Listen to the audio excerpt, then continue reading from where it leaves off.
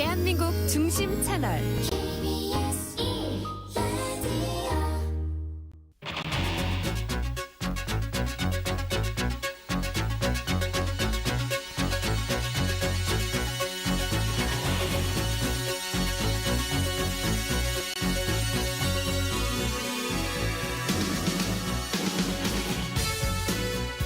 안녕하십니까. 성기영의 경제쇼 아나운서 성기영입니다.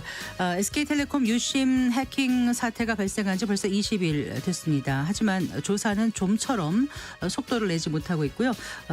유심 교체도 장시간 소요되면서 이용자들의 불만이 점점 커지고 있습니다. 이틀 전에 최태원 SK그룹 회장이 직접 대국민 사과를 하고 그룹 차원에서 정보보호혁신위원회를 구성하기로 했는데요. 하지만 가입자들이 요구하는 그 계약 해지 시 따를 수 있는 위약금 면제에 대해서 신중한 입장을 보이고 있어서 책임론이 더욱 커지고 있는 상황입니다. SK텔레콤 유심 해킹 사태 지금까지의 진행 상황 살펴보고요. 무엇이 문제인지 잇따른 보안 사고를 막을 해법은 없는 건지 알아보겠습니다. 원양어선 실습 방해사로 시작해서 대기업을 일궈낸 그룹 총수가 있습니다. 바로 동원그룹 창업주 김재철 명예회장인데요. 23세의 나이에 바다에서 닦은 경험부터 창업 후 기업을 경영하면서 겪은 위기와 성공 전략, 리더십까지 한 권에 담은 책 인생의 파도를 넘는 법 오늘 소개해드리겠습니다. 이 시간 유튜브로도 함께하겠습니다.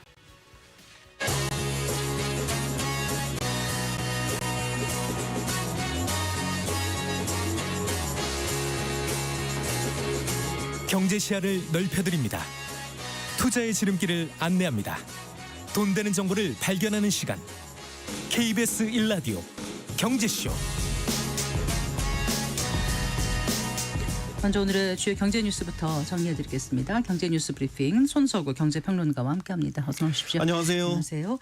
우리나라 경상수지가 23개월 연속 흑자 기조를 유지했다면서요? 네, 그렇습니다. 경상수지라는 거는 이제 우리나라 한 나라가 이제 해외와 주고받는 뭐 상품, 서비스, 소득 이런 것들 실물 거래의 수지를 종합한 것인데요. 네. 트럼프 대통령이 그렇게 강조하는 무역 적자도 크게 보면 경상수지 안에 들어가는 개념입니다. 한국은행이 발표한 국제수지 잠정 통계에 따르면요. 우리나라의 3월 경상수지 91억 4천만 달러 흑자로 집계됐습니다. 그래서 23개월 연속 흑자를 이어가고 있는데요. 이 흑자를 유지한 기간을 보면 이제 2000년대 들어와서 역대 세 번째로 긴 기록입니다. 흑자 규모도요. 전달 그리고 1년 전과 비교해서 모두 20억 달러 안팎으로 다 커졌습니다. 3월 기준으로 보면 역대 세 번째로 또 큰 규모이기도 하고요. 네. 이에 따라서 이제 올해 1분기까지 누적 경상수지 흑자는 192억 6천만 달러로 작년 1분기보다 28억 달러 증가했습니다. 네. 어디서 흑자가 많이 났던가요? 경상수지를 구성하는 항목이 이제 크게 네 가지거든요. 수출 수입을 집계하는 상품 수지가 있고요. 여행, 운송, 건설 이런 각종 서비스를 집계하는 서비스 수지, 또 임금이나 투자 소득을 집계하는 본원 소득 수지, 또 원조나 해외 송금 등을 집계하는 이전 소득 수지가 있는데 보통 우리는 경상수지 구조가 서비스 수지는 늘 적자입니다. 그리고 이거를 상품 수지와 본원 소득 수지의 흑자로 메우는 구조를 갖고 있거든요. 네. 지난 3월에는 수출 증가에 따른 상품 수지 흑자 폭이 많이 늘었습니다. 50억 달러 이상 늘었고요. 해외 주식 투자 증가로 인한 배당 소득이 좀 늘어난 영향이 있어서 네. 본원 소득 수지의 흑자 폭도 늘었습니다. 네. 그런데 이제 한국은행은 앞으로의 경상수지 흑자 폭은 감소할 것이다 이렇게 전망을 하고 있습니다. 일단 4월이 되면 계절적으로 외국인 배당이 이루어지는 시기이기 때문에 흑자폭이 좀 줄어들 수 있다라는 것이고 또 연간으로 보면 미국 관세 정책의 영향이 본격화되기 때문에 이 관세 정책의 영향으로 수출 감소와 함께 상품 수지 전반적인 흑자폭도 감소할 것이란 전망을 하고 있습니다. 네. 이에 따라서 한국은행은 올해 연간 경상수지도 당초 전망치인 750억 달러보다 더 줄어들 것이다 이렇게 보고 있습니다. 네. 자, 이런 가운데 미국이 처음으로 국가별 관세 협상에서 영국과 합의를 이뤄냈다고요? 네, 그렇습니다. 그렇습니다. 트럼프 대통령이 촉발한 관세 전쟁에서 첫 합의 사례가 이제 나온 것이죠. 트럼프 대통령이 백악관에서 직접 영국과의 협상 타결 소식을 전하면서 합의 내용도 발표를 했는데요. 무역 합의의 주요 내용들을 보면 일단 미국은 영국산 자동차에 대한 품목별 관세를 연간 10만 대에 한해서는 기존 25%에서 10%로 낮추기로 했습니다. 네. 또 영국산 철강 알루미늄에 대한 25%의 관세도 조정하기로 했는데 이거는 이제 조정폭이 정해진 건 아니지만 영국 측에서는 이 관세가 철폐될 것이다 이렇게 발표를 했고요. 자, 영국은 대신 미국에 에탄올이나 소고기, 농산물, 기계류 등의 시장을 개방하기로 했습니다. 네, 이건 네. 미국 제품에 50억 달러 규모의 수출 기회를 부여하는 효과가 생기게 되는 것이고요. 그렇군요.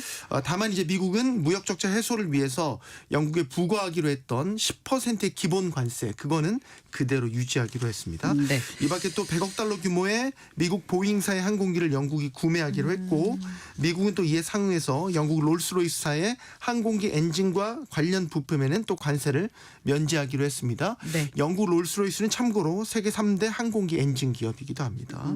네. 트럼프 대통령은 또 협정에는 영국이 미국과 경제안보 협력 체제에 편입되는 계획이 포함돼 있다라는 점도 강조를 했고요. 다만 이번 협의 결과는 전통적인 형식의 무역 협정은 아니고요. 일단은 주요 원칙들, 큰 방향에 대한 합의만 담겨 있는 기본 합의입니다. 네. 향후에 추가 협의를 통해서 세부 사항을 마무리 짓고 최종화되는 작업을 진행할 예정입니다. 네. 이렇게 첫 관세 협상이 타결됐다는 소식에 증시도 반겼습니다. 네, 뉴욕 증시 일단 간밤 3대 지수 모두 강세로 마쳤고요. 일단 미국과 영국이 큰 틀에서 무역 협정을 맺었고 무엇보다 이 트럼프 대통령이 추진하는 관세 협상의 기본 틀이 영국과의 합의로 확인됐다라는 점이 좀 시장에서 긍정적으로 받아들인 부분이었습니다. 자, 이제 시장은 이번 주말 예정된 미국과 중국의 사실상 첫 공식 관세 협상에 대한 기대를 걸고 있습니다. 트럼프 대통령이 또 이런 이야기를 했습니다. 이번 주말 열리는 중국과의 회담은 실질적일 것이다. 중국은 뭔가 하기를 바라고 있고 회담 후에는 시진핑 중국 국가주석과 대화할 수도 있다. 이런 이야기를 했거든요. 네, 네. 이 같은 트럼프의 발언은 시장의 기대감을 자극하기에 충분한 발언이었습니다. 네. 가상화폐 시장도 들썩거렸어요. 네, 그렇습니다. 비트코인 가격이 그 10만 달러를 돌파를 했습니다. 이 비트코인이 10만 달러 돌파한 게 지난 2월 2일 이후 석 달 만입니다. 이더리움을 비롯한 알트코인도 급등세를 나타냈는데요. 이더리움 같은 경우는 한때 20%가 넘는 급등세를 연출하기도 했습니다. 가상화폐 가격이 이렇게 다시 들썩거린 것은 주식시장과 마찬가지로 미국과 영국의 관세 협상 타결이 일종의 재료가 됐다 이렇게 볼 수 있겠습니다. 그동안 이제 가격 상승을 압박했던 글로벌 무역 긴장이 완화될 것이란 기대감이 작용한 것으로 보이는데 네. 일단 불확실성이 좀 완화됐다라는 측면에서 글로벌 자금이 안전자산에서 좀 위험자산으로 옮겨가는 즉 위험자산에 대한 투자 심리를 자극한 것으로 보입니다. 자, 현재 65세인 노인 연령을 이제 70세로 높이자 이렇게 이제 학계 또 시민사회 제안이 나왔다고요? 네, 그렇습니다. 정순둘 이화여대 교수 또 송재찬 대한노인회 사무총장 이삼식 한양대 고령사회 연구원장 또 강정화 한국소비자연맹 회장 등 전문가 10명이 노인 연령 기준에 대한 사회적 제안문이라는 것을 발표했습니다. 내용은 현재 65세인 노인 연령 기준을 70세까지 단계적으로 상향해야 한다. 이런 제안을 내놓은 겁니다. 이들은 제안문에서 65세 노인 연령이 담긴 노인복지법이 1981년에 제정된 이후 44년이 지났다면서 네. 그때와 지금을 비교해 보면 이제 많은 것이 달라졌다 이렇게 주장을 했습니다. 제시한 근거로는 일단 기대 수명입니다. 네. 1981년 그때와 비교해서 현재 기대 수명은 83.5세, 15.6세가 증가한 점, 또 건강 노화 지수를 기준으로 현재 70세 건강 수준이 10년 전 65세와 유사한 것으로 분석된다. 라는 점 등을 들었습니다. 네. 그리고 이어 저출생 고령화 현상이 앞으로 점차 심화될 것으로 예상된다면서 지속 가능한 복지 체계 그리고 세대 간 공존을 위해서는 노인 연령 기준의 조정이 필요하다는데 문제의식을 같이 했다. 이런 제안을 내놨습니다. 그런데 이제 그 노인 연령 이 기준이 이렇게 잡히게 되면 각종 복지라든가 사회보장제도의 그 기준이 되는 거지 않습니까? 네, 그렇기 그렇습니다. 때문에 좀 더 심도 있게 광범위한 논의가 있어야 될 것 같아요. 네, 그렇습니다. 이 제안문에서도 이런 점들을 강조를 했는데요. 노인 연령 기준에 대한 논의가 자칫 이 복지 축소로 이어져서 노인 삶의 질이 저하되거나 고용이나 소득 공백으로 인해서 새로운 사회적 취약계층을 양산하는 결과를 초래해서는 안 된다 이렇게 지적을 했고요. 소득 단절이 없도록 고용 기간을 연장하고 또 고령자의 노동시장 참여 확대가 필요하다. 그리고 이에 따른 연금 수급 연령을 단계적으로 상향하는 등 재반제도의 개선도 필요하다 이렇게 덧붙였습니다. 또 고령자 복지 혜택도 유연한 조정이 필요하다는 점을 강조했는데요. 네. 예를 들어서 지하철 무임승차 같은 경로 우대제도의 노인 연령 기준을 상향을 하되 소득 수준이라든지 재산 등에 따라서 유연하게 적용할 필요가 있고 보건 의료나 장기 요양 서비스는 건강 상태나 돌봄 필요에 따라서 보장해야 된다라는 의견을 또 제시를 했습니다. 마지막으로 노인 건강 수준이나 사회적 인식 또 노년 부양비 경제활동 참여율 등을 고려해서 이 5년마다 주기적으로 연령 기준을 검토하고 조정하는 체계가 필요하다 이런 제안도 내놨습니다. 네, 잘 들었습니다. 고맙습니다. 감사합니다. 경제 뉴스 브리핑 손서구 경제평론가와 함께했습니다.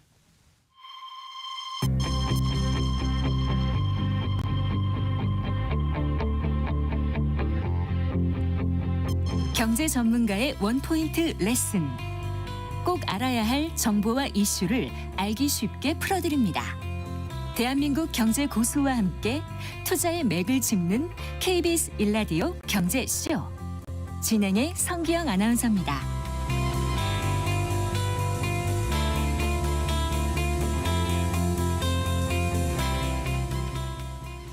4시 16분입니다. SK텔레콤 유심 해킹 사태가 발생한 지 20일 맞았지만 조사가 좀처럼 속도를 내지 못하고 있고 여전히 그 유심 부족으로 교체가 원활히 이루어지지 못하고 있습니다.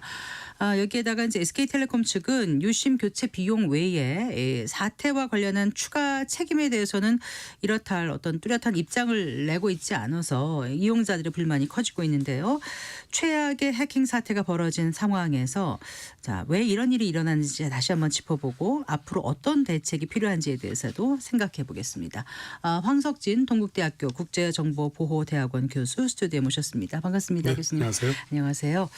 벌써 20일이나 됐네요. 네, 상당히 좀 많이 됐죠. 네.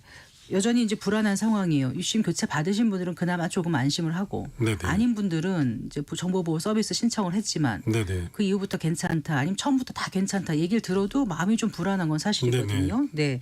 일단 이 유심 해킹 사고 어떻게 시작이 돼서 지금까지 이르게 됐는지 잠깐 좀 요약을 해주시겠습니까? 원래 처음 알려진 게 이제 네. 그 회사에서 이제 4월 18일이죠. 지난달 4월 18일 날 악성 코드가 그 내부망에 이제 심어져 있는 걸 알고 네. 그 어떤 분석을 좀 하다가 이틀 뒤에 이제 키사에다가 정식으로 신고하면서 이게 네. 공론화가 되었는데요. 키사가 어디죠? 이게 한국인터넷진흥원입니다. 네. 이제 그쪽에다 이제 신고를 하면서 이제 그 이런 사태가 이제 대외적으로 이제 알려지게 되었는데 문제는 이게 그 유심칩에 들어가 있는 내용을 네. 이 보관하고 있는 장소가 네. 가장 그 SKT 그 중앙에 있는 서버입니다.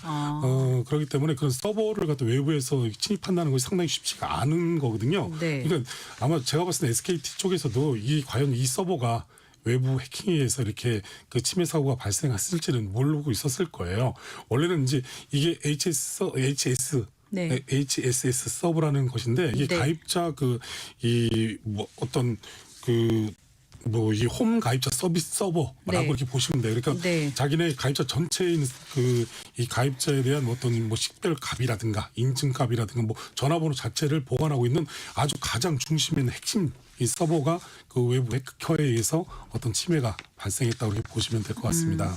그러니까 악성 코드가 감염됐다는 거를 이제 언제 감염된 건지는 알고 있는 건가요? 그러니까 4월 18일에 이제 감염됐다는 그렇죠. 거를 그때 인지한 네, 근데 거라는 이 말씀이세요? 아니면 악성 그 전에 이미 심어져 있다는 네네. 거를 4월 악성 코드에 대해서 18일에 이제 잘 몰라서 제가 네네, 주는 그러니까 거예요. 이제 악성 코드에 대해서 말씀드리면 네. 뭐 약간 기술적인 용어긴 한데 이게 백도어라고 그래요. 백도. 네. 그래서 백도 쉽게 이게 뒷문을 열어놓는다. 근데 이거 같은 경우는 들어와서 바로 가져가는 것이 아니라요.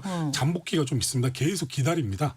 심어져가지고 계속 네. 기다렸기 때문에 네. 아마 그 SKT에서 이제 처음 발견한 게 이제 4월 18일이라고 하는데 네. 아마 그 전에 네. 이 악성 코드가 심어져가지고 계속 그 유출하는 이런 게 좀 있었을 거예요. 그리고 또 이 악성 코드, 이 백도 악성 코드 이 자체가 네. 문제가 뭐냐면 이제 포트리스라고 그래가지고 네. 원래는 통신을 하게 되면 네.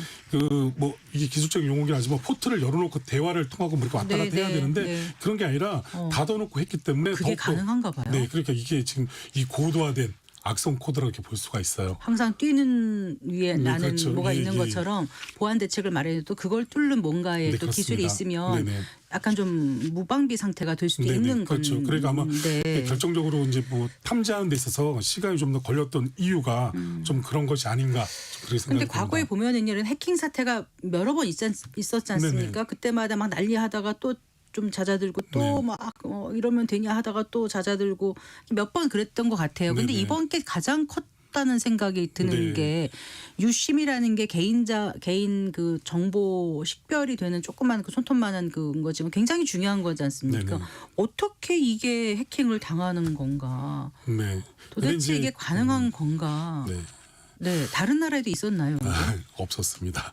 없었어요. 네, 네. 유심 칩에 있는 내용이 해킹된 것은 네. 개인이 어떤 개인 휴대폰에 있는 유심 칩에 있는 내용이 해킹당한 사례는 있어도 네. 이렇게 이제 메인 서버 통신사 어떤 메인 서버가 털려가지고 네. 그 조치가 된 적은 이제 한 번도 없었는데요. 네. 아무래도 해킹 기술이 상당히 고도화돼 있고 그리고 악성 코드라든가 이런 이 해커 프로그램 자체가 해킹 프로그램 자체가 상당히 고도화돼 있다 보니까 네. 아마 특정한 어떤 기업체를 타겟팅해가지고 조치가 이루어지지 않았나 지금 이제 그렇게 봐지고요. 네. 제일 중요한 건 이게 이 유심칩 안에 있는 정보를 갖다가 원래는 이 내부에서 보관할 때도 어떤 게 암호화해서 보관했다 그러면 네. 이 정보가 나가더라도 네. 사용할 수 없게끔 이렇게 돼 있었는데 네. 실질적으로 여기는 아마 2중, 3중, 4중에 어떤 보호막이라든가 방어막을 계속 치고 있었기 때문에 네. 그 암호화에 대한 부분은 조금 안 했다는 거요. 네네 그렇습니다. 아. 그래서 그 업체 측 얘기는 이제 암호화를 하게 되면 아무래도 어떤 이 통합 품질에 있어서 속도에 대한 부분이 좀 노후가 걸릴 수가 있다. 그래서 안 했던 건데. 네네 그런 부분에 대한 근데 그게 또 법으로 강제되어 있지는 않습니다. 아, 그래요? 네 그러다 보니까 이제 자기네들도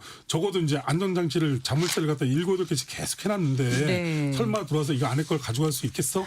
이렇게 했긴 했지만 네. 제일 뭐 나중에 이제 결과론적 얘기지만 그 유심칩 안에 있는 내용, 그 가입자 식별키에 대한 부분을 좀 더 암호화했으면 네. 가져가더라도 그 무용지물이었다. 이런 이제 결과론적 얘기가 나오는 것입니다. 네. 우리는 유심 이러는데 외국에서는 심카드라고도 많이 네, 심카드라고 한다면서요? 좀 많이 합니다. 네, 그래요. 네네. 어쨌든 간에 이번에 그 해킹 사고의 절반 이상이 그 VPN이라고 하지 않습니까? 네네. 가상 사설망인가요? 네네. 그 장비의 보안 취약 때문에 이런 해킹이 많이 일어난다. 네네. 그럼 이번 SK텔레콤도 그런 게 아닌가 이런 얘기도 나오는데 여기에 대해서는 네. 지금 어떻게 보십니까? 뭐 상당히 타당한 얘기신데요. 네. 이 VPN이라는 것은 뭐냐면 가상 사설망 그래서 네. 원래 이제 외국에서 쉽게 얘기하면 우리나라에 어떤 게임을 하고 싶다, 네. 접근하고 싶다 그러면 외국에서 인터넷 속도가 상당히 느리거든요. 네. 그래서 이제 그 VPN 서버를 통해서 네. 우리나라 게임에 직접 접근한다 그러면 마치 우리나라에서 하는 것처럼 똑같은 이런 효과가 있어요. 속도라든가 네. 어떤 명령을 하다라면 거기에 대해서 이행 속도라든가 이런 부분이 훨씬 더 돼 있기 때문에 VPN이 네. 상당히 활성화되어 있는 경우가 상당히 많고 특히 우리나라 같은 경우는 이제 그 팬데믹 상을 2년 동안 겪었잖아요. 재택근무할 때. 재택근무 상당히 많았죠. 네. 그리고 원격으로 들어와서 어떤 뭐 문제가 생기면 고쳐주고 네, 그리고 네. 또 외주 업체들도 또 뭐 코로나 시대니까 들어와서 할 수가 없잖아요. 그러다 보니까 외주 업체도 중앙 서버에 접근을 해야 되는데 네. 그때 이제 VPN 서버를 상당히 많이 쓴 거예요. 아. 네, 그러다 보니까 이제 이게 빠르게 접근은 가능한데 안 좋은 네. 점이 해커들의 먹잇감이 될 소지가 상당히 많다는 것이죠. 조용한 뒷문이 된다. 네, 그렇죠. 말이 그런 이 얘기군요. 접근을 이제 할 수 있는 그 방법 자체가 기존에는 자물쇠를 열고 들어가서 누가 있나 없나 보고 또 다시 뭐 들어가 봐 이렇게 해야 되는데 아예 망을 타고 들어가니까 그 망에 살짝 붙어서 들어가면 훨씬 더 그 수월하게 네. 메인 서버에 접근할 수 있는 네. 그런 기회가 될 수 있는 것이죠. 어들이 복잡한 거 다 차치하고 네, 그렇죠. 일반 소비자들은 그래요. 그래서 내가 피해를 입으면 어떡할 거야. 네. 지금까지는 괜찮다는데 피해가 나중에 있을 수도 있잖아요. 아, 이게 그럼요. 제일 걱정이거든요. 네네. 네. 이런 범죄는 이제 그 지능형 범죄라고 하지만 지속형 범죄라고 또 얘기도 하거든요. 네. 당장 어떤 결과물이 나오진 않습니다. 그럴 것 같아. 지금 예. 막 사회적으로 막 이슈가 되는데 굳이 지금 하겠습니까? 네, 갖고 그렇죠. 있다가 나중에 하지 않을까요? 그리고 이런 이제 생각이 들었어요. 네, 맞습니다. 정보를 이렇게 습득하더라도 네. 이 다크웹이라든가 뭐 이런 데서 맞아요. 판매가 되고 뭐 거래가 되는데 아. 실질적으로 지금 올라온 것은 하나도 없거든요. 네. 결론은 둘 중에 한 가지라고 봐야 되거든요. 이 정보를 가지고 있다가 나중에 써먹을 건지 네. 아니면 자기네 과시욕으로 네. 우리가 이 정도의 능력이 된다. 뭐 이런 걸 과시할 수 있는 뭐 이런 쪽 뭐 이런 쪽으로 볼 수도 있지만 제일 중요한 건 계속 그 자기의 어떤 유심칩 기존에 있는 유심칩 안에는 자기의 어떤 뭐 전화번호라든가 뭐 식별기라든가 이런 부분이 다 들어가 있기 때문에 네. 언제나 불안해할 수뿐이 없는 것이죠. 그러니까 어떤 시한폭탄을 좀 안고 산다라고 볼 그럼 수 있습니다. 가상 그러니까 지금으로서는 예상 가능한 피해는 어떤 게 있어요? 뭐 여러 가지 교수님? 피해가 있을 수 있지만 일단은 이게 똑같이 네. 자기가 다른 이제 복제폰을 만들어 가지고 네. 그러니까 유심칩을 해서 복제해 가지고 다른 휴대폰을 여서 네. 거기서 다시 구동을 하게 된다 그러면 네. 아무래도 자기한테 이렇게 원래 있는 그 피해자 소비자한테 오는 그 문자도 자기가 가로챌 수도 있고요. 네. 자기가 통화도 할 수 있고. 그렇게 하는 게 심 스와핑이라는 네, 거예요. 그렇죠. 네. 네. 네. 예. 네, 그렇기 때문에 그런 부분도 가능하고요. 특히 문제가 되는 건 뭐냐면 이렇게 유심칩을 복제해 가지고 자기가 직접 그렇게 하지 않고 다른 휴대폰이 집어해 가지고 대포폰을 만들 수가 있어요. 네, 그러니까요. 네, 그럼 또 2차, 3차 범죄로 이어질 수 있는 이런 계기가 있는 것이죠. 심지어 내 통장에 잔고가 없더라도 네네. 내 걸로 대출까지 받을 수 있다. 뭐 이런 얘기가 나와서 더 근데 걱정을 하거든요. 네, 그런 이제 건 걱정하는 없을까요? 거는 많은데요. 근데 이제 제일 중요한 건 이제 금융기관의 어떤 어플리케이션 접근하려고 그러면 네. 아이디하고 패스워드를 별도로 이제 그 입력하고 아, 들어가야 되기 때문에 네. 거기도 이중적인 뭐 2중, 3중에 우리가 이제 2팩트냐 3팩트냐 인증 제도를 적용하고 있거든요. 네. 그런 걸 통과해야지만 되는 거기 때문에 네. 실제로 그런 가능성이 좀 낮아 보입니다. 다만 이제 없다고 할 수는 없고 네, 없죠. 낮아 보이니까. 예, 왜냐하면 이제- 금융기관별로 네네. 비대면 어떤 계좌 개설 이런 거 안 된다. 안전장치 네네. 마련했다 이렇게 문자가 오더라고요. 네네. 그런 거는 조금 안심이 네. 되더라고요. 대신 이제 이런 건 있죠. 스미싱을 통해 가지고 본인한테 예. 실질적으로 어떤 문자를 요구한다든가 이래 가지고 네. 개인이 어떤 접근할 수 있는 그 아이디라든가 패스워드를 갖다가 다 수집할 수 있어요. 해커가요. 그 다음에 똑같이 복제폰을 만들어서 거기서 어떤 아. 액션을 취하게 되면 예. 조치가 가능한 것이거든요. 불안한 문자나 뭐가 오면 네, 절대로 그렇죠. 응답하지 말고 네네. 열지도 말아야 되겠네요. 네, 그렇죠.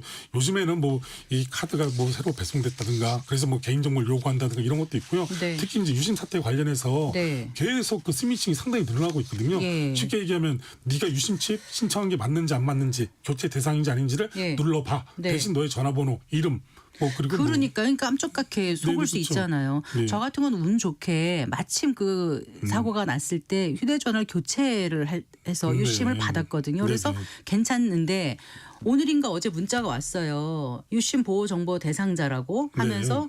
앞으로 문제가 있을 경우에 연락을 주겠다라고 SK텔레콤 측에서 연락이 온 네네. 거예요. 그러니까 제가 유심 교체한 것도 모르고 교체 안 한 대상자인 줄 알고 문자가 왔더라고요. 이런 걸 보니까 아직 멀었구나 이런 생각이 들고 네. 실제로 유심을 교체하지 않은 분들은 어떡할까 걱정이 무척 많이 되겠다는 생각이 또 들었거든요. 네, 좋은 지적이신데요. 유심이 솔직히 재고가 없습니다. 그러니까요. 우리나라에 재고가 없어가지고 예, 뭐 예. 이번 달에 500만 개가 들어오니 뭐 다음 달에 500만 개가 들어오니 뭐 그래봤자 한 달에 500만 개가 들어와도 지금 네. 2,300만 명이 다 나고 알뜰폰까지 합치면 2,500만 개가 지금 2,500만 명의 어떤 정보가 지금 다 유출된 것이거든요. 네. 그러니까 정상적으로 교체를 다 해주려고 그러면 5개월이 넘게 걸리는 이런 상황이에요. 네. 그래서 유심 보호 서비스를 지금 이제 많이 하고 계신데 그것도 초기에는 문제가 뭐였냐면 직접 본인이 가서 신청을 해야지만 조치를 해주는 거였어요. 예, 맞아요. 그러니까 상당히 어이가 없죠. 사고는 그쪽에서 발생을 시켜놓고 네. 액션은 회원들한테 직접적으로 가서 하라고 그러니까 맞습니다. 무슨 죄가 있어요. 그리고 또 예. 저도 직접 가가지고 유심 저도 이제 교체를 하려고 직접적으로 현장에 갔었습니다. 줄이 네, 그리고 또 줄 서에 계신 분들이 다 취약계층에 계신 분들 네. 잘 모르세요. 그래서 가서 또 교체를 한다고 그러면 그 얘기를 하시는 거예요. 유심 교체 그 서비스를 신청했냐고. 네. 그게 뭐냐고. 네. 그리고 재고가 없다고 가시라고. 네. 그러니까 괜히 줄을 갖다 1시간 동안 서 계시다가 들어가서 아무것도 못하고 그냥 유심보호 서비스만 신청하고 나오는 경우가 하고 상당히 이렇게 많았어요. 나오시는 경우, 네. 그러니까 유심보호 서비스는 회사 차원에서 일괄적으로 다 해줘도 되는 것이거든요. 네. 그래서 최근에 이제 그 다시 일괄적으로 다 됐죠. 바뀌는 예. 그 잠깐 혼란기에 많은 분들이 또 이렇게 네, 맞습니다. 우왕좌왕하게 이렇게 만들어서 어쨌든 일단 사고가 4월 18일에 났는데 네네. 이걸 알게 된 거는 그 다음 날인가 국민들이 알게 됐고 네네. 그러니까 뭔가 사고 신고도 좀 늦었고 네. 지금 대응도 좀 부실하다 이래서 사실 소비자들이 이거 뭐죠 위약금 네네. 이것만 내가 안 물면 다른 데로 옮겨가겠다 이렇게 생각하는 분들도 꽤 계실 테고 이미 또 네네. 옮겨가신 분들도 계시죠? 네, 맞습니다. 예. 근데 이제 위약금에 대한 이제 이슈도 지금 계속 나오고 있는데 원래는 이제 이 공정거래위원회 통신서비스 표준 약관이라는 게 있습니다. 네네. 네, 거기에 보면 어떤 회사가 실질적으로 귀책 있는 사유로 문제가 발생이 되면 위약금 회사가 책임지게끔 이렇게 돼 있어요. 우리가 그 가입할 때 너무 네네. 깨알 같은 글씨라서 그렇죠. 못 보고 확인 네네 동의합니다 했는데 그 안에 그런 게 있었던 거죠. 네, 그렇죠. 네. 그런 부분이 다 들어가 있습니다. 근데 예. 그 귀책 있는 사유가 요건 맞거든요. 예. 근데 다만 이제 뭐 언론 보도를 통해서 보셨겠지만 이제 SKT는 뭐 이걸 갖다가 만약 위약금을 면제해 버리면 뭐 3년 동안 7조 원의 피해가 네. 이제 발생한다고 지금 계속 그렇게 얘기하고 있거든요. 네. 근데 그거랑 그건 회사가 어차피 책임져야 되는 부분이잖아요. 네. 그러니까 지금은 정말 책임 있는 자세를 보여주는 게 가장 중요한 것 같아요. 위약금은 더 이상 얘기할 필요도 없는 것이고 거기에 네. 떠나서 지금 정립적인 피해까지 어떻게 보상할 것인가에 대한 부분을 논의해야 될 부분이지 네. 위약금 갖고 얘기한다는 것은 지금 자기네 어떤 책임을 좀 더 회피한다든가 네. 뭐 이런 좀 인상을 심어줄 수 있기 때문에 네. 이런 것보다는 지금 책임 있는 자세가 훨씬 더 중요하지 또 않을까 이렇게 보여집니다. 2012년인가도 KT 그 전상망 해킹 있었잖아요. 네네. 그때도 80만 명 넘게 네네, 아마 피해를 그렇습니다. 입었던 것 같고 2014년에도 또 정보 유출 사건이 있었고 네. 한 2년 전인가 LG 네, 플러스 2023년에 네, LG 그때도 플러스 또 또 있었지 있었습니다. 않습니까? 네네. 전상망 해킹 그때도 네네. 30만 건의 개인정보가 네네. 유출됐던 걸로 알고 있는데 그때 그럼 어떻게 대응했던 거죠? 그 회사들은요? 그 회사는 뭐 대부분 다 뭐 지금처럼 네. 통지도 하고 네. 네, 뭐 교체해 줄 게 있으면 교체는 그때는 이제 위약금의 얘기는 별로 없었어요. 네. 그리고 유출 규모가 네. 그러니까 직접적으로 지금 유심 해킹이 아니라 네. 대부분 다 이제 법 내에 어떤 직접적인 어떤 고객을 식별할 수 있는 정보보다는 정보를 네. 맞긴 한데 약간 몇 개가 좀 빠져 있는 이런 거였어요. 네. 예, 그러다 보니까 그 정부에서 네. 그 어떤 이 과징금을 이제 부과하고 네. 그리고 재발 방지를 약속하면서 네. 그 실질적으로 보안의 투자를 이제 계속한 거죠. 네. 그래서 2023년도에 어떤 통계를 보면 KT 같은 경우는 한 1,200억 정도의 어떤 보안에 투자를 했고요. 네. LG 플러스는 뭐 실제 600억 정도였는데 네. 그 실제로 투자한 비용은 한 1,000억 원이 넘어간다 그러고 대신 이제 SKT가 800 몇 억 정도뿐이 안 돼서 마켓시효는 40% 넘어가면서 마켓쇼에 대비 너무 좀 적다. 적은 그래서 적은 액수를 금액을 투자했군요. 보안에 투자했다. 근데 이게 어떤 문제가 있냐면 우리가 이제 보안에 있던 투자하는 이런 비용을 갖다가 실질적으로 그냥 그 필요 경비, 필요 네. 비용으로 이제 인식하는 경우가 상당히 많아요. 네. 근데 원래 보안에 이제 그 들어가는 비용은 그 필수 투자 비용이거든요. 네. 이 필수 투자 비용인데 이제 그런 부분이 실질적으로 비재무적인 활동의 영역이다 이런 생각을 좀 하고 계신 게 상당히 많아서 네. 차라리 이제 이번 일을 기화로 해가지고 네. 이 보안에 들어가는 비용은 필수 투자 비용이다. 그리고 재무적인 활동이 직접적인 연관이 된다. 네. 라는 부분을 반드시 인식했으면 좋겠습니다. 이번엔 어쨌든 개인정보 유출 기업의 과징금을 그러니까 SK텔레콤의 정보 과징금은 부과가 되겠죠. 네, 아마 어제 그 이제 그 개인정보위원장께서도 이제 말씀하셨는데 맞아요. 네, 네. 기존에 이제 LG U+ 때랑 차원이 틀리다. 왜냐하면 그때 2022년도에 이제 법을 개정했거든요. 네. 그래서 매출액의 3%까지 아. 예, 부과를 할 수 있기 때문에 우리가 실질적으로 어떤 이제 이게 문제가 생기면 그 직접적으로 이제 책임을 지는 분이 세 가지가 이제 과징금이 있고 네. 개인정보보호위원회 과징금이 예. 형사적으로 때리는 이제 그 뭐 과태료가 있고 네. 그리고 어떤 손해배상 네. 이 세 가지 정도가 있는데 실질적으로 그 과징금은 이제 매출액 3%까지 이제 부과를 할 수가 있습니다. 근데 문제는 뭐냐면 이 개인에 대한 손해배상에 대한 이슈가 좀 있거든요. 네, 네. 근데 손해배상도 손해액의 뭐 그 5배까지는 이렇게 할 수 있지만 제일 중요한 건 그 손해를 네. 당사자가 입증해야 되는 부분이 좀 있어요. 이거 의료 사고처럼 입증하는 게 입증 어떻게 합니까? 한쪽이 너무 불리한 거 네, 아닙니까? 그렇죠. 그러니까 네. 이 사고가 난 것은 주관적인 사실인데 네. 실질적으로 자기가 피해 본 것은 객관적으로 입증을 하라 그러니까 네. 어떤 입증 책임도 좀 전환이 좀 필요하지 않나 네, 이렇게 보여집니다. 그래 아까 이제 말씀하신 것처럼 시간이 이게 잠복형이거든요. 범죄직이 이 피해가 잠복형으로 계속 시간이 지나도 언제 발생할지 모르는 건데 적어도 4, 5년 있다가 이 문제가 그 돼가지고 만약 발생이 된다 그러면 이게 지금 건 때문에 그런 건지 안 그러면 그때 어떤 다른 액션 때문에 그런 건지를 확인할 수가 없잖아요. 네. 그러니까 지금 시점에서는 어떤 책임 있는 자세도 중요하지만 어차피 정보가 유출된 것은 막을 수는 없는 거잖아요. 네. 그럼 그 정보가 유통이 되지 않게끔 하고 그 정보가 쓸모없게끔 이 만드는 게 통신사라든가 어떤 정부의 그렇죠. 역할이라고 이렇게 볼 수가 있는데 네. 그런 부분에 있어서 조금 그 한계가 있지 않나 이렇게 보여집니다. 네. 국내 대기업들의 보안 사고가 이렇게 잇따르고 있는데 정말 사후 약방문이 아니라 네. 애초에 예방을 할 수 있는 그런 시스템을 갖추기 위해서는 이번처럼 이렇게 사고가 났을 때 사태가 일어났을 때 제대로 된 대응체 말씀하신 것처럼 그다음에 처벌이랄까요? 뭔가 이렇게 확실한 뭔가 좀 보여주기식이라도 있어야 되지 않을까. 그래야 네네. 또 잔뜩 긴장하고 앞으로 더 많은 그 투자를 하지 않을까 이런 생각이 들어요. 네, 좋은 말씀해 주셨는데 정리하면 사후 약방문이라는 얘기를 주로 많이 하잖아요. 네. 근데 이게 원래 사전적인 개념을 좀 바뀌어야 되는 부분이에요. 그래서 네. 보안을 잘 유지하고 있으면 그리고 정적으로 이제 정부가 이제 주도하는 모의 훈련이라든가 모의 해킹 훈련이라든가 이런 데 참여하고 있으면 네. 그 실질적으로 베리피를 줘야죠. 세제 혜택도 주고 뭐 이런 네. 식으로 계속하면 좋은데 사고가 났을 때만 과징금을 계속 이렇게 크게 부과한다고 해서 네. 그 실질적으로 자기 정보가 유출된 사람은 자기 피부에 와닿는 게 있겠습니까? 네. 그러니까 제가 봤을 때는 사전적 예방 체계를 좀 마련하는 게 상당히 중요하고요. 그리고 정보 공개를 지금도 보면 18일 날이 실질적으로 사고가 발생한 게 아니고요. 네. 그때 인지를 한 거예요. 인지죠. 네. 그렇죠. 그 전부터 계속 정보가 나간 거잖아요. 18일 했으면 바로 막았으면 2,300만이 다 나갔겠습니까?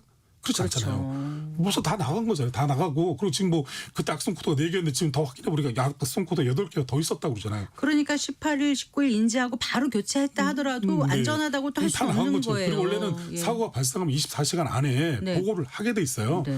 예, 너무 그런데 늦장 실질적으로 대응했죠. 예, 그러니까 너무 이미지 관리만 치중한 것이 아니냐 이런 비판도 지금 계속 나오는 부분이고, 네. 그 또 아까 말씀하신 4월달에 어떤 보안 참사 이래가지고 대기업에 이제 보안 사고가 좀 많이 발생했습니다. 4월달에 그래서 이 정보 공개 의무도 이제 확실하게 하고 그리고 어떤 사고에 대해서 강력한 처벌, 그 징벌적 손해배상도 좀 현실화시키고 그리고 제일 중요한 건 이 투자 소비자들에게 어떤 식으로 그 배상을 해줄 것인가 네. 이런 부분도 체계를 확실히 마련해서 갖고 가는 게 좋죠. 그리고 이런 사고가 발생하면 다시는 이런 사고가 발생하지 않도록 하는 뭐 이런 제도적인 장치가 필요하긴 한데 네. 이런 기업은 정말 데미지를 크게 입어서 지금도 보면 뭐 신규 가입 중단됐긴 했지만 대리점에 아니라 공식 대리점 다른 대리점에서는 신규 가입 되는 부분이잖아요. 그러니까 아예 영업 정지를 해서 6개월, 1년 이런 식으로 해버려야죠. 그러면 정말 그 6개월이나 1년 정도 그 영업 정지가 만약 된다 그러면 거기서 얻는 수익하고 보안에 투자하는 비용을 비교해 보십시오. 예, 차이가 확 나잖아요. 그리고 보안에 투자하는 비용을 아끼지 않고 할 수 있게끔 네. 할 수 있는 이런 제도적인 장치가 좀 필요해 보입니다. 어쨌건 다른 나라에서는 아까 그 유심 해킹 사태 같은 건 없었다 그러셨고요. 네네. 그러니까 단순히 비교하기는 어렵습니다만 이런 비슷한 정보가 이제 네네. 유출되거나 이럴 때의 그 어떤 처벌 수위가 우리보다는 훨씬 높은가요? 강력하죠. 이제 뭐 좀 되긴 했지만 네. 이 2017년도에 미국의 네. 어떤 신용평가사 엔키팩스라는 데가 있었어요. 거기가 이제 1억 4천만 명 정도의 어떤 정보가 유출됐었거든요. 네. 근데 거기서 이 과징금이 그 7억 달러 지금 하나로 따졌을 때 그 한 9천억 이상 네. 이렇게 됐었고 영국에서도 그랬습니다. 2018년도인가요?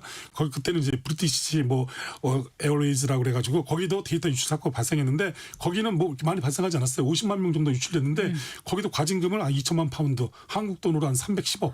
그 규모가 적음에도 그렇게 했고요. 네. 제일 큰 사건이 이제 그 같은 해 이제 2018년 미국에 또 발생한 건데요. 그때 이제 페이스북하고 캠브리지 네. 뭐 이쪽 그 애널리스트 이쪽이랑 그 관계된 회사에서 그 개인 정보를 갖다가 한 이 8,700만 명 정보를 유출했거든요. 그게 네. 뭐 선거라든가 뭐 이런 식 설문조사 한다고 가져간 건데 거기에 실질적으로 피해 금액이 그 50억 달러, 네. 6조 한 6천억 정도 이렇게 부과한 사례가 있습니다. 아, 그렇군요.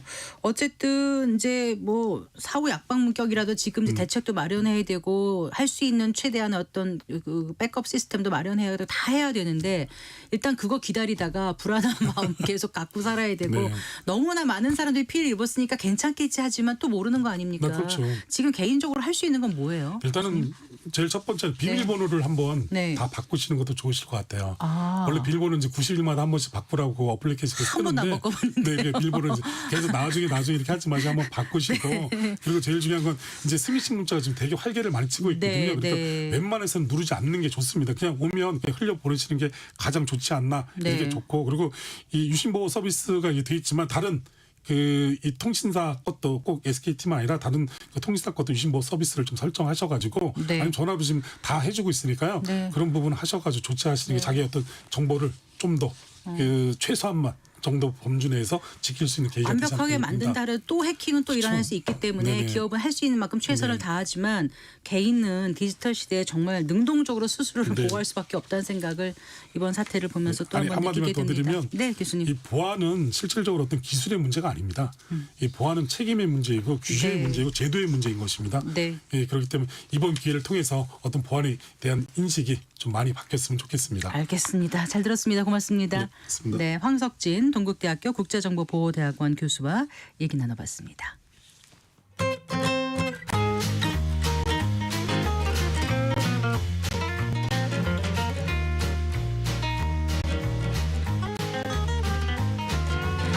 경제 맛집 투자 핫플. 지금은 돈 벌기 딱 좋은 시간. KBS 1라디오 경제쇼.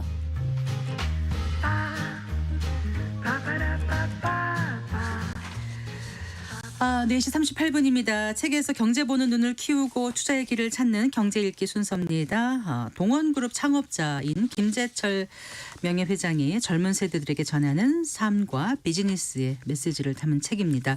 인생의 파도를 넘는 법 오늘 소개해드리겠습니다. 미래에셋 투자연금센터 이상건 센터장과 함께합니다. 어서 나오십시오. 예, 반갑습니다. 네. 자, 인생의 파도를 넘는 법.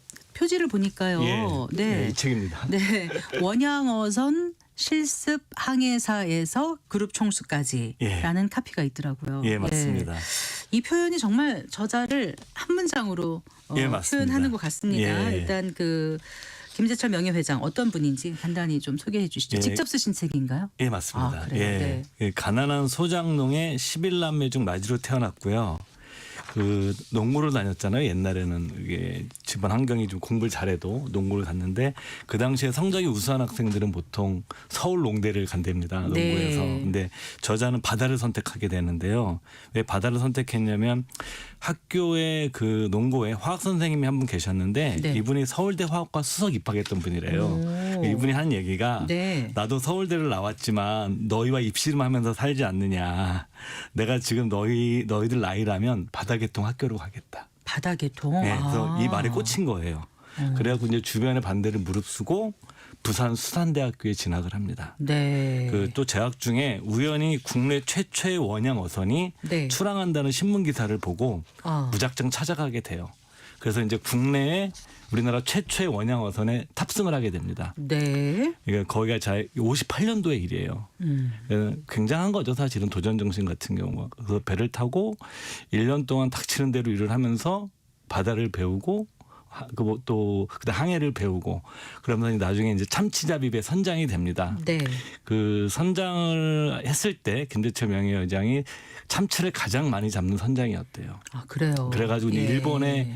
일본에서 그 당시 일본 쪽에서 거래를 많이 하잖아요. 참치 일본 사람들이 많이 먹으니까 네. 오히려 일본에서 권유를 합니다. 배를 빌려줄 테니까 독립해서 사업을 해라. 네. 그래가지고 이제 사업을 하게 되고 지금 현재는 세계에서 가장 물고기를 많이 잡는 회사로 성장을 시키게 되죠. 네. 또 이 참치 산업을 기반으로 해서 종합식품업, 금융산업, 제조업을 해서 이제 우리나라에 꽤 괜찮은 그 그룹으로 성장하게 됐고요. 네. 자신이 그 바다에서 배운 삶의 철학을 이 책 곳곳에 녹여놓고 있고 또 이걸 바탕으로 해서 선배 기업가로서 네. 후배들, 후배 기업가뿐만이 아니라 인생을 살아가는 젊은 이들에게 네. 주는 자신의 이제 삶의 원칙이라든가 조언, 철학 같은 것이 담겨져 있는 책입니다. 저는 고등어 잡는 배는 한번 타본 적이 있는데. 타보셨었어요? 예, 근데 이렇게 참치 잡는 배는 크잖아요. 우리 예. 참치가 워낙 덩어리가 크니까 맞습니다. 굉장히 고된 작업이라고 하는데. 예, 거칠죠, 아주. 예, 그래서 사실 바다 위의 생활, 특히 이제 58년 그때만 해도 지금보다 훨씬 모든 게 안 좋았을 때 아닙니까? 그쵸, 기계라든가. 6.25 전쟁이 예. 한국 전쟁이 끝난 지 얼마 안 됐을 그러니까 때예요. 바다에서 뭔가 한다는 게 거의 어떻게 보면 이제 생명이 위태로운 예, 그런 맞습니다. 작업일 수도 있는데 그렇게 험한 일을 하면서 이 파도가 막 치고 이럴 때 그걸 보면서 파도를 넘는 법이라는 예. 거, 맞서 싸우는 거 예. 그런 거에 대한 생각을 많이 했기 때문에 아마 예. 이런 제목이 나오지 않았나 맞습니다. 싶습니다. 자, 평소 독서를 강조하는 경영인으로 김재철 예. 명예회장 잘 알려져 있다고요? 예, 이 책의 행간에 계속 얘기입니다. 독서의 중요성에 대해서. 네. 그러니까 이분의 독서 철학이 뭐냐면 문사철 600권을 읽어야 된다. 문사철? 문학책 책 300권, 네. 역사책 200권, 철학책 100권을 읽어야 된다. 아이고 어떡하죠? 이 책에는 쓰임새가 있는데 네. 문학책은 정신을 풍요롭게 해주고 커뮤니케이션 능력을 길러주고요. 네. 그다음 역사책은 선인들의 지혜를 빌려서 현재의 문제를 해결할 수 있는 길을 찾아주고 네. 그다음에 철학책은 인생관과 신념을 확립하게 해줄 뿐만 아니라 미래를 앞서 볼 수 있는 예견력과 통찰력을 제공하기 때문에 네. 문사철 600권을 읽어야 된다. 그러니까 자신의 삶에서 중요한 고비마다 책이 있었다. 네. 그 책을 통해서 배운 지식의 그물망을 짰기 때문에 자기 자신이 새로운 아이디어를 흡수할 수 있었다고 얘기를 하고 있는데 지식의 그물망. 예, 네. 이 저 책에 나온 표현입니다. 제가 쓴 표현이 아니라 그 첫 항해에 일본에 들렀을 때 네. 다른 선원들은 이제 술 같은 기호식품을 살잖아요.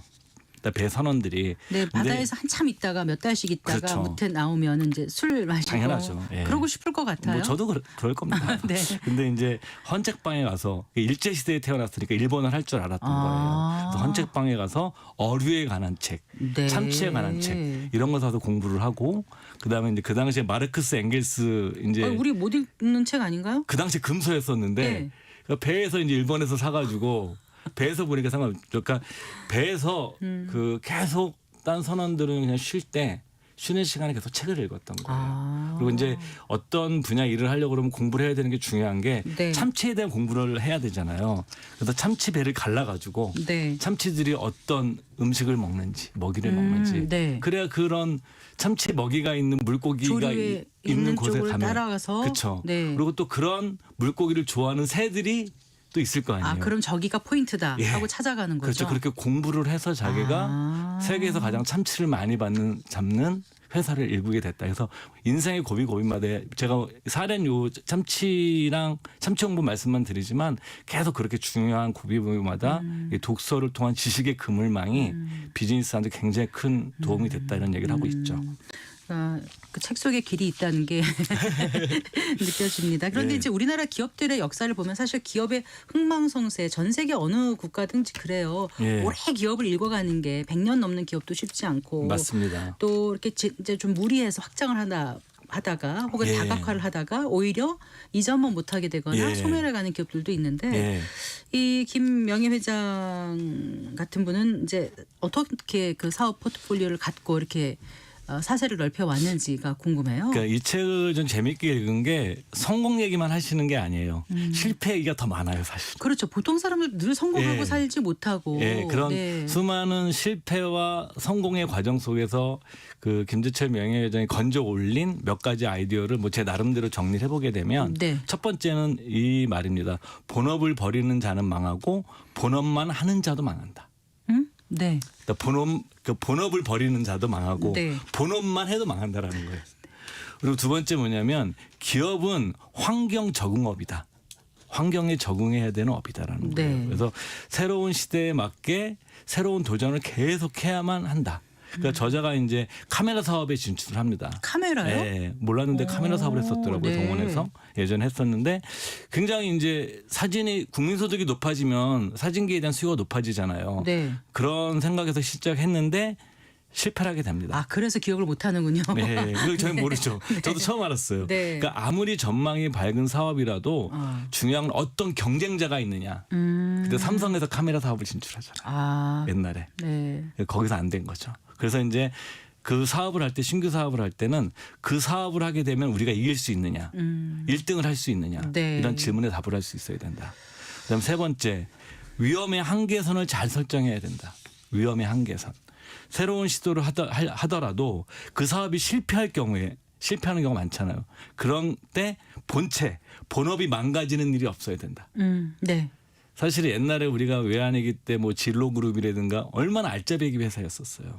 진로그룹 이런 회사들이 건설 같은데 네. 다각화를 하다가 한마디로 그냥 한 번에 공중분해 돼버렸거든요. 그렇기 때문에 뭐냐면 이렇게 본체가 망가져서는 안 된다. 그러니까 저자가 이렇게 표현합니다. 사업, 투자, 인생 모두 최악의 상황에 대비한 마지막 피난처는 확보해두고 있어야 된다. 네. 그러니까 이런 원칙을 갖고 있어야 되고 그래서 위험의 한계선이라는 개념 자체를 이해하는 게 중요하다. 이 얘기를 하고 있죠. 네. 요즘 한국 사회에는 진정한 리더가 없다 이런 예. 얘기들 자주 섞인 얘기들을 좀 하지 않습니까? 많이 하시죠. 예. 네.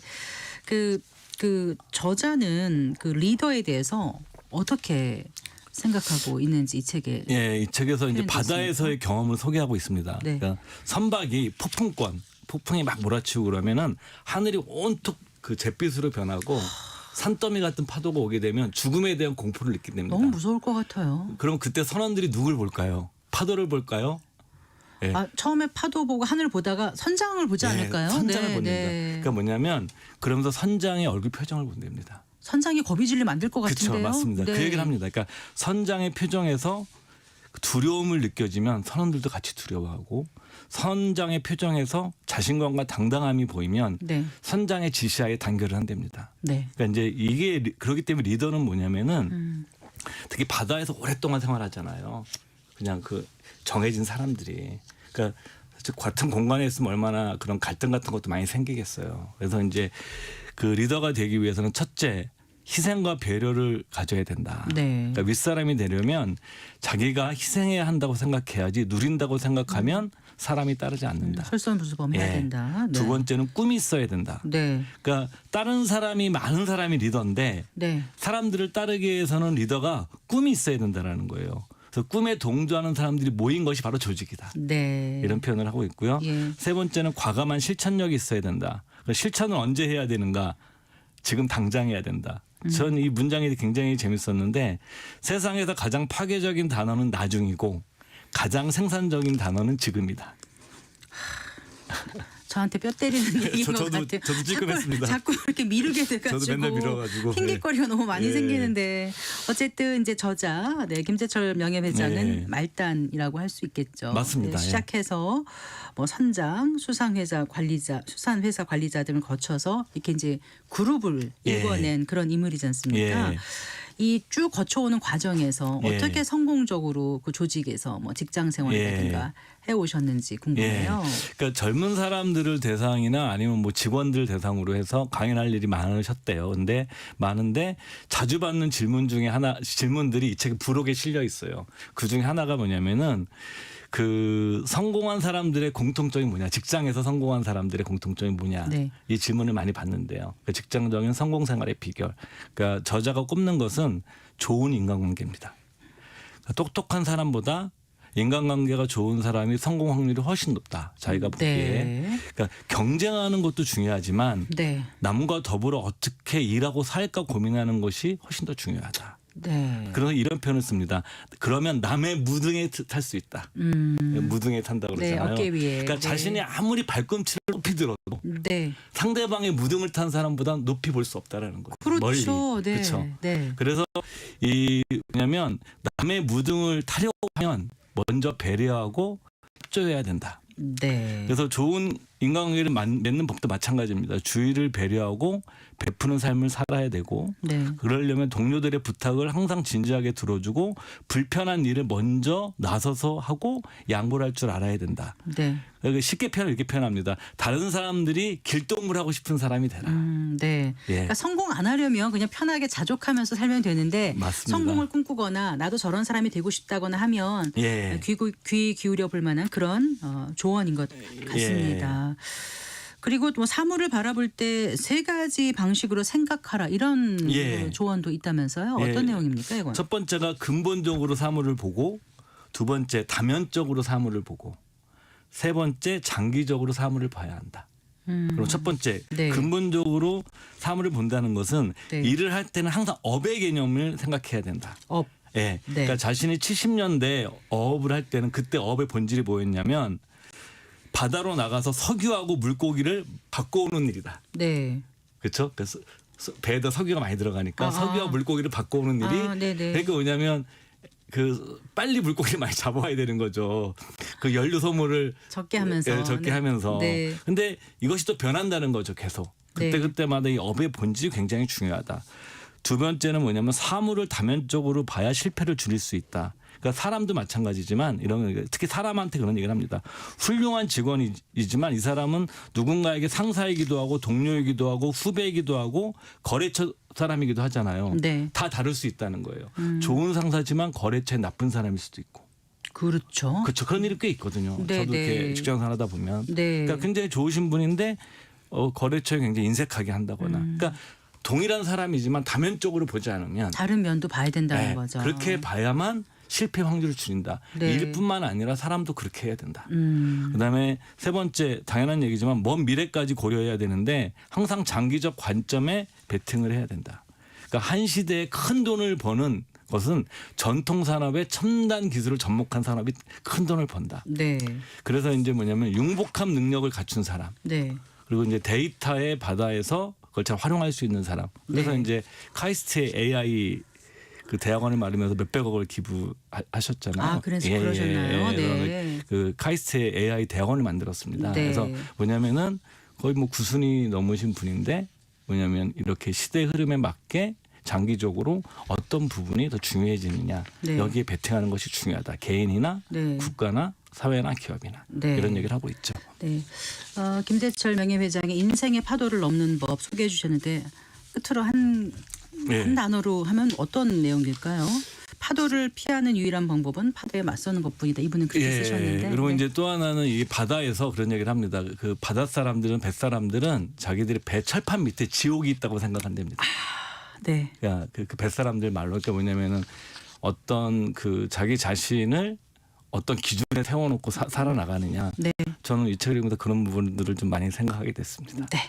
알겠습니다. 잘 들었습니다. 고맙습니다. 네, 감사합니다. 내미래세 투자와 연금센터 이상은 센터장과 함께 인생의 파도를 넘는 법 읽어봤습니다.